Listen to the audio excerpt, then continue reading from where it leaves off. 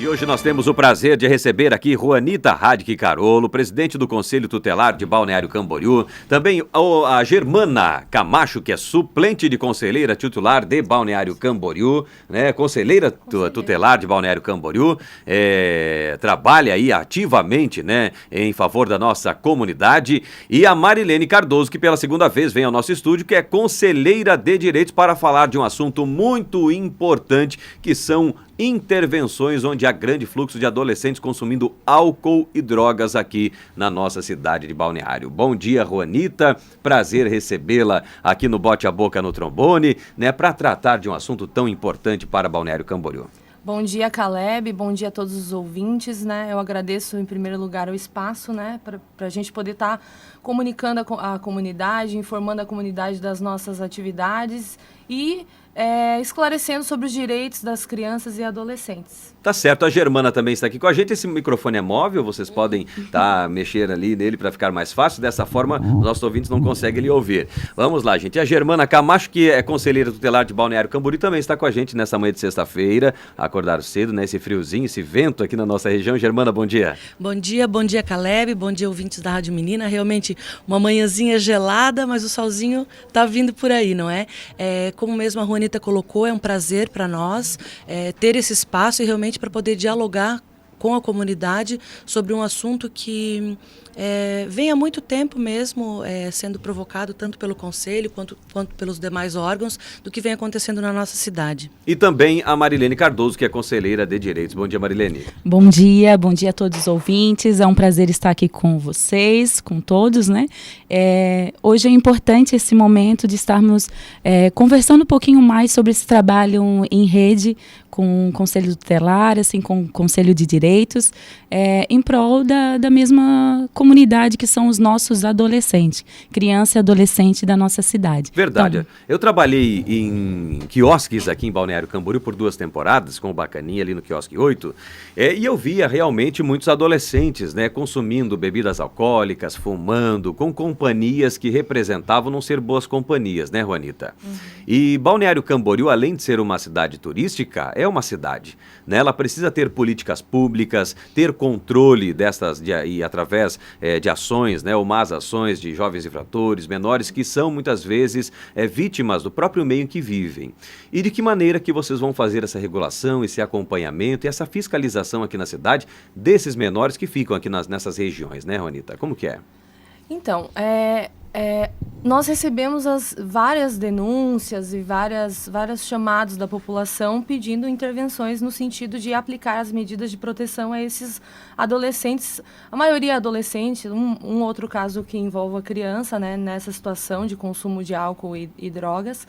E aí nós entramos em contato com o Comad, com Juve, né, Conselho de Juventude, CMDCA, Conseg, a própria Guarda Municipal, a Polícia Militar, no intuito de unir esforços para que a gente consiga, né, combater e lembrar que as ações que estamos planejando, e já tivemos uma primeira intervenção, né, são ações pontuais e, claro, fomentando também a criação de políticas públicas junto ao Conselho Municipal de Direitos, porque, na verdade, ações pontuais não vão solucionar o problema. Se não houver políticas públicas, né, para a inserção desse jovem no mercado de trabalho, para que ele participe de atividades culturais, para promoção e integração da família, né, se isso não acontecer, é difícil com ações pontuais resolver o problema. Porém, as ações pontuais irão acontecer no sentido não de repressão ao adolescente que está consumindo álcool e cigarros, drogas, enfim. Mas sim a quem fornece, ao adulto que está fornecendo. Porque se ele está consumindo, de algum lugar ele comprou.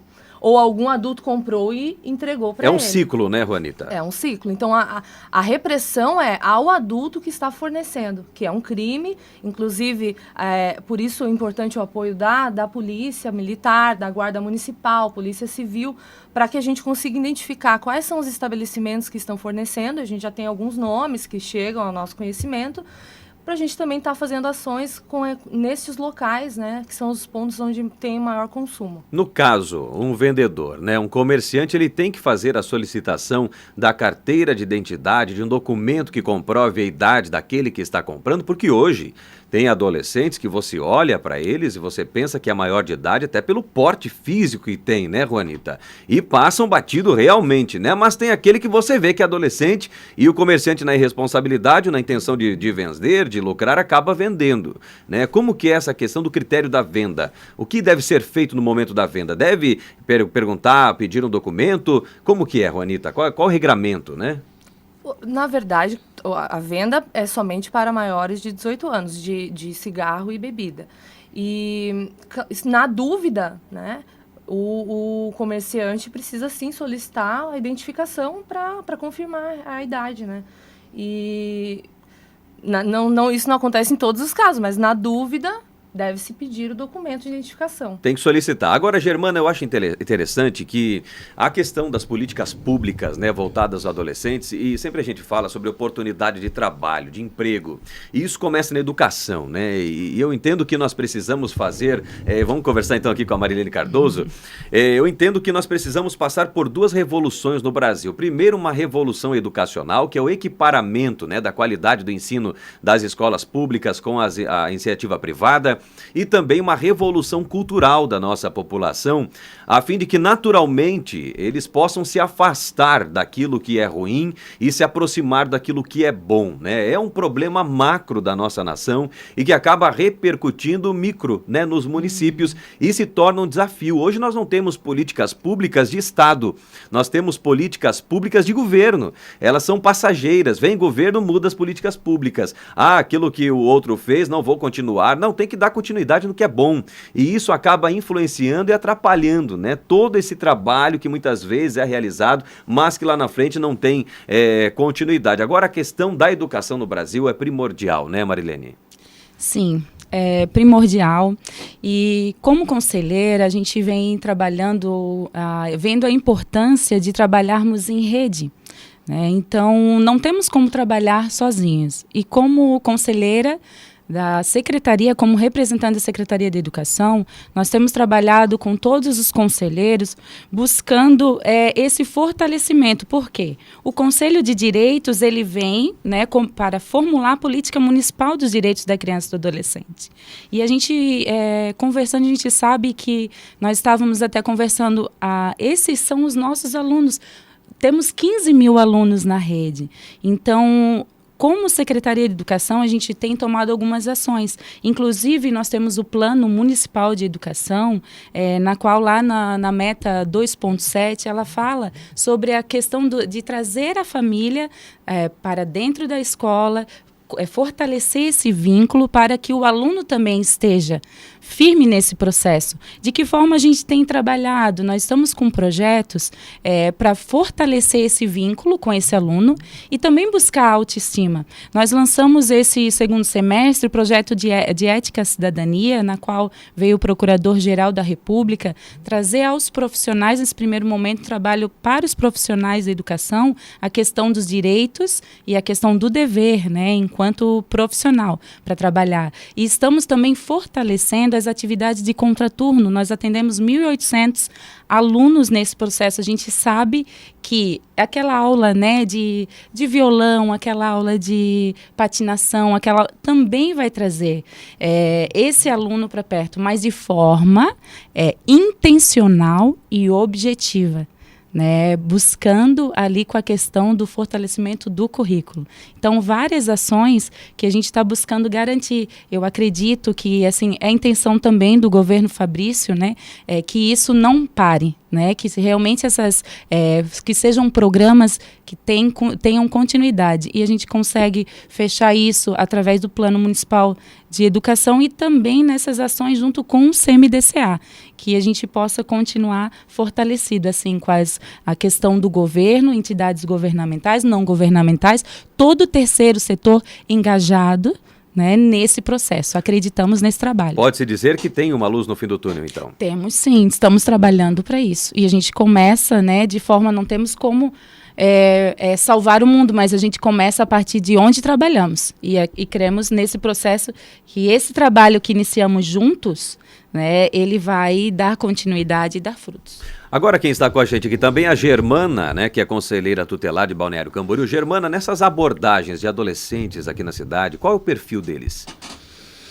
Olha, Caleb, normalmente, quando a gente encontra um adolescente em situação como nessas abordagens que foram realizadas, são adolescentes que muitas vezes os pais não sabem aonde esses adolescentes estão, né, que é uma situação, às vezes, eu vou na casa do meu amigo fazer um trabalho, eu vou dar uma volta no shopping, e na verdade não é lá que ele está. Né? Em outras situações, são adolescentes que já vêm de famílias desestruturadas e que a gente não consegue sequer o contato com os familiares, porque todos os adolescentes, enfim, quando são realizadas algumas abordagens ou que o próprio conselho tutelar ele é acionado, a primeira medida é a localização dos pais.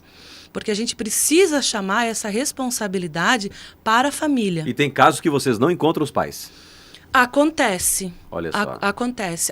Às vezes... Ou que se negam a vir. Que se negam, né? Familiares que se negam a comparecer, seja na delegacia, seja mesmo em pontos desses, como foram realizados essas ações conjuntas. E o que a gente percebe assim muito, que a gente tem discutido muito no Conselho, é uma discussão do CMDCA também e dos demais órgãos. Nós possuímos em Balneário um local específico para o tratamento e acompanhamento de crianças, adolescentes e seus familiares usuários de drogas, álcool e a codependência, né, que é o NAC, através do programa Vida. E quando o adolescente, a família é encaminhado, muitas vezes a família se nega, porque ela diz, não, quem tem problema é o meu filho, quem tem problema é a minha criança, ou quem tem problema é o meu marido. Não é um problema meu. Exatamente. E, na verdade, a gente precisa trabalhar com essa conscientização que a questão é da família. Até mesmo para verificar que esse adolescente, ele não se tornou esse adolescente de um dia para o outro. Houve uma construção que fez com que ele chegasse ao ponto em que ele está. Então, a família precisa, sim, ser responsabilizada, orientada e ser participativa nesse processo. Agora, interessante é que há muitas afirmativas, eu ouço isso direto de vários comentaristas da política, da educação, de que a responsabilidade da educação, da implementação de valores, de conceitos, é responsabilidade da família, mas tem muitos jovens, adolescentes, que nem isso não tem na família. E aí, de quem é a responsabilidade disso, né, Ronita? A responsabilidade é do Estado, da família e da sociedade, né? Se os três não caminharem juntos, porque o adolescente não tem um botãozinho na cabeça, ou a criança, que você desliga, agora você não vai aprender. Então, você vai ver uma televisão, alguma programação que vai te desencaminhar, porque existe programação que fomenta e muitas vezes o de uso forma de lúdica, álcool, né? E muitas vezes de forma lúdica. De forma lúdica. E, então, assim, a sociedade tem que cobrar uma programação de qualidade, a educação, Secretaria de Educação, né, na figura do Estado, tem dever também com a educação, e a família, os três juntos, né? Porque se você colocar só na mão da família, muitas vezes quando a família não consegue educar os seus filhos de maneira positiva, então quer dizer que essa criança vai ficar à mercê, né, da própria sorte. Se a família falha, o Estado precisa intervir. Alguém tem que se responsabilizar por ele. E o Conselho Tutelar, como zelador dos direitos, vai estar sempre fiscalizando, encaminhando, aplicando as medidas de proteção, chamando a família à responsabilidade, né? É importante ressaltar que um dos princípios do ECA, do Estatuto da Criança e do Adolescente, é o princípio da responsabilidade parental, né? O dever de guarda, de sustento é da família. Né? Então, a gente, nessas ações, como no dia 26, em que fizemos a nossa primeira intervenção, a conselheira Germana até está aqui porque também participou, ela era a plantonista no dia. Nós chamamos os casos em que pegamos, foram 5 adolescentes, não estavam consumindo álcool, a gente acreditou até que encontraríamos adolescentes consumindo álcool, mas pegamos 5 adolescentes consumindo cigarro. Cigarro não pode, adolescente não pode consumir cigarro. Então, chamamos os pais à responsabilidade. 2 deles eram de Camboriú, então encaminhamos ao Conselho Tutelar de Camboriú Até aproveito aqui a oportunidade para agradecer a parceria que a gente tem tido com o Conselho de Camboriú, que isso é importantíssimo, né? Se tratando de uma cidade que é praticamente colada, né? E é isso, chamar a família à responsabilidade, venha buscar o seu filho. Foi até interessante, né, Germana, que tinha um pai e uma mãe rapidamente vieram e não sabiam que o filho estava fumando. Não sabiam. Não sabiam. Então, assim, nossa, que bom que vocês nos chamaram aqui, né? A gente O que achou eu acho ele... interessante é como que não percebem, né? Que um filho, logo o cigarro que tem um cheiro tão forte, né? Fica na roupa da pessoa, isso é natural, é normal para quem fuma. Eu não sei se é uma falta real de percepção, de acompanhamento dos filhos, da família, saber com quem está, com quem anda. Nossa, se quando eu era pequeno, se eu falasse que eu ia na casa do João e no caminho eu encontrasse o João e ele me levasse lá para casa do Pedrinho e a gente fosse brincar lá e minha mãe ligasse na casa do João e não estivesse, quando eu chegava em casa, um negócio fervia. Então, como tem que acompanhar, tem que estar perto, né? Eu não consigo entender como não sei, né? Eu acho que a dificuldade também nesse acompanhamento, claro, a responsabilidade, os pais têm essa responsabilidade, os responsáveis precisam acompanhar. Porém, muitas vezes eles também trabalham demais, né? Antigamente as mães ficavam em casa, né? Então se tinha um cuidado maior. Exato. Hoje as mulheres estão indo ao mercado de trabalho, então existe essa dificuldade, né? Não querendo justificar, Sim. né? Mas é uma coisa que a gente pode explicar, a questão do mercado de trabalho. A questão da configuração familiar, né? Aqui a Marilene. Então, nós iniciamos um trabalho também nesse segundo semestre com um encontro de pais. Nesse processo, a gente sabe que precisamos conversar sobre isso. Então, iniciamos essa semana, tivemos no Vereador Santa, esse momento na qual a Secretaria de Educação, nessa primeiro momento, a nossa secretária mesmo, ela deu uma palestra, né, com os pais, tiveram esse momento, na qual foi bem importante, e nós estamos nos colocando à disposição, em outros momentos também, trazer palestrantes, porque a gente precisa conversar sobre isso. Dentro tantos momentos que a gente tem de trabalho, em qual momento eu posso ter um momento de qualidade, na qual eu possa realmente verificar onde o meu filho está, como que ele está na escola, em que processo, em que momento a gente pode fazer isso. E a Secretaria de Educação também tem oferecido esse trabalho, né? Então, o convite tem ido a todos os pais. Nesse primeiro momento, assim, poucos pais foram, mas a gente acredita que um vai falando também para o outro dessa grande oportunidade. E assim, a gente vai oferecendo estratégias para esses pais, porque a gente sabe que não é fácil. E normalmente nós só procuramos orientação quando tem algum problema, alguma situação, né? Seja familiar, seja financeiro, qualquer outra área da nossa vida, né? E tomara que esses pais busquem essa ajuda enquanto está tudo bem, né? Para que continue tudo bem, né, professora? É essa a situação, né, Ronita? Lembrando que é importante buscar o conselho tutelar em quais situações? Quando existe uma violação de um direito de uma criança ou adolescente, ou mesmo quando há uma ameaça de violação. Então, se você não tem certeza se está sendo violado o direito, né? Mas você escuta gritos constantes na vizinhança. Muitas vezes as pessoas, quando a gente chega para abordar uma situação, ficam... que o vizinho, e querem falar mal do vizinho, porque foi o vizinho que me denunciou. Mas é importante que os vizinhos fiquem de olho, porque a gente realmente não sabe o que acontece dentro das casas, né? Então, toda vez que há uma ameaça, você não é confirmado, mas se está estranha a situação, se você vê que a coisa pode vir a acontecer uma violação de direito, procura o conselho tutelar. A nossa abordagem com as famílias é sempre no sentido de fortalecer os vínculos familiares, encaminhar, tratar, né? Nunca é uma abordagem no sentido de, vamos acolher o filho, imagina, né? Até porque a criança tem o direito à convivência familiar e comunitária. Também, até assim como a nossa abordagem junto aos adolescentes nas ruas e praças da cidade, não é no sentido de tirar o adolescente da praça. A gente quer o adolescente, o jovem, utilizando os espaços públicos. Eles são cidadãos, eles merecem e devem circular nos espaços públicos, mas de maneira sadia. É muito triste para nós observarmos a nossa juventude se desmantelando, né? A nossa juventude doente, adoecida, se perdendo.